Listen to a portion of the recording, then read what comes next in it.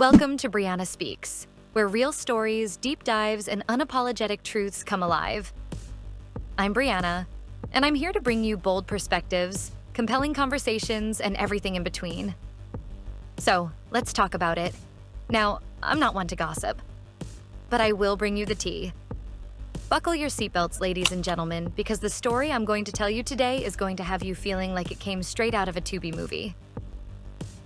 So, Diddy filed a renewed motion for bail a few days ago, and the government had up until the 15th to file their opposition.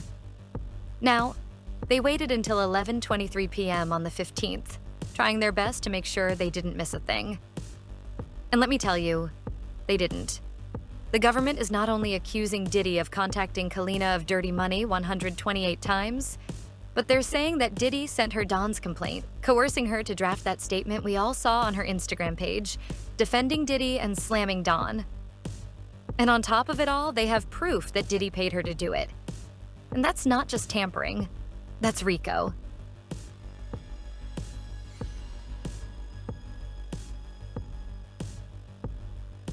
On top of that, Diddy is getting outside people to pay inmates inside of the jail to use their phone accounts.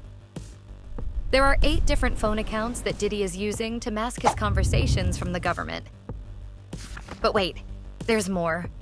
Diddy is using a non-authorized third-party messaging service called Contact Me ASAP. He's using this app to email one of his sons and dozens of individuals, including attorneys and people who aren't on his approved contact list. Diddy is also contacting his kids and telling them to set up social media interference. For instance, the video we all saw of his kids wishing him a happy birthday while Diddy was on the phone? That's part of it. Just for being strong. Thank y'all for being strong, and thank y'all for being by my side and supporting me. I love y'all. I got the best family in the world.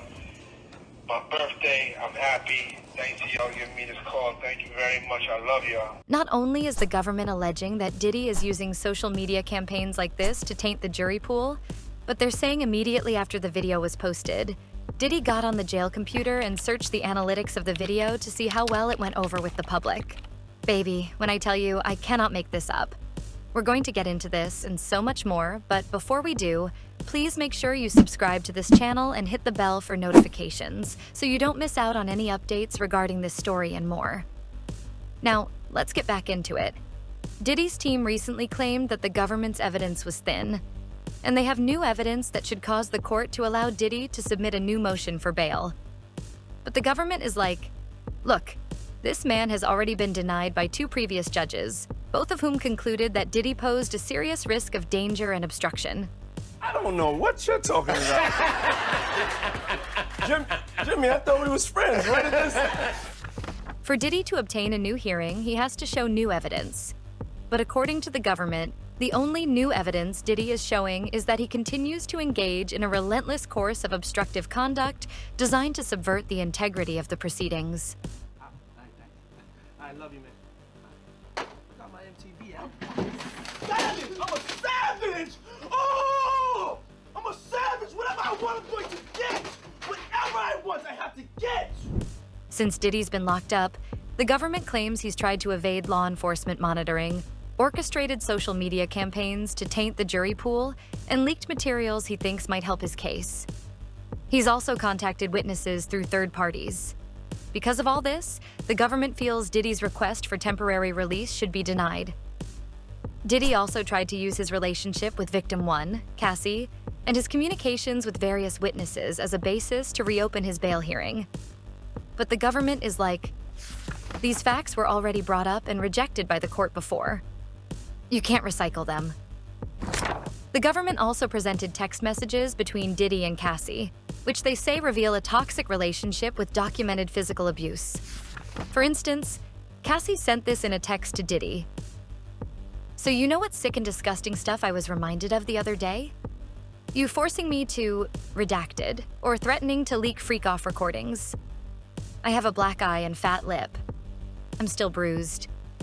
I turn my head for a second and you drag me down the hall by my hair. You hit me in the head 2 good times. I'm not a rag doll, I'm someone's child. The government is also saying Diddy provided financial support to victim 2, attempting to control her testimony.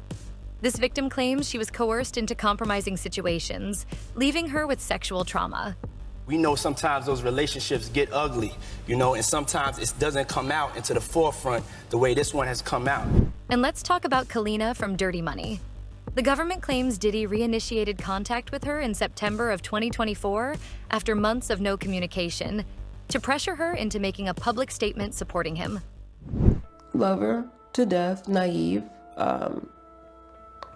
like getting high. She likes partying. She liked that. What's your relationship like with Dawn? I don't like that. And I'm gonna stand on business. I didn't see that. What I saw was what the going on with you because you acting weird. You're weird. Between September 11th and September 15th, they had over 128 contacts, and Kalina posted her statement shortly after. I mean, aside from being a mom and being married and all that stuff, but Dirty Money with Sean Combs. Why? Why was it the best time of your life? I mean, fucking Sean Combs is like bigger than life. I mean, first of all, Sean has always been somebody that I wanted to be like. He's always been somebody who inspired me as a black man with a voice. Like he's just larger than life. He gets what he wants. He goes out for it. He's a hard worker. And so leading up to Meet and Puff, it was just all about being great enough for him to see that, like just see the work, not the work ethic, but the actual talent. And he's great at picking that out of the crowd, but he's also great at getting you to realize it. And so it's not hard for him to hype up a party or hype up a studio or just be the energy. Like he's that guy. Like he makes everything like, yo, hold on, the energy's down. Everybody come on, let's wake up. He's that guy. He's coffee. He is the cocaine. The white, pure cocaine. And while in custody, investigators found notes in Diddy's cell. The strong inference is that these notes suggest Diddy paid Kalina after her statement. If that's not RICO, I don't know what is. On top of all that, the government reviewed jail calls showing Diddy using at least 8 different inmate phone accounts to mask his calls. He even instructed his family and attorneys to add third parties to calls, which is against BOP regulations. And he's allegedly using unauthorized messaging services like Contact Me ASAP to send hundreds of messages to people not on his approved list. And let's not forget the part where Diddy allegedly told his son during a call something so incriminating it had to be blacked out in court filings. The government says it's clear Diddy's goal is to blackmail victims and witnesses into silence or favorable testimony. So, while Diddy's team is arguing that he'd stay under house arrest with monitoring, the government is like, if he's doing all this from jail, what do you think he'll do from home? They're not letting him out anytime soon. But what I need to know is what you think about all this. Leave a comment below and we'll talk about it. That's it for today's episode of Brianna Speaks. Thank you for spending time with me. Your thoughts and voices mean everything here. Don't forget to hit the subscribe button, like this video, and share it with someone who needs to hear this.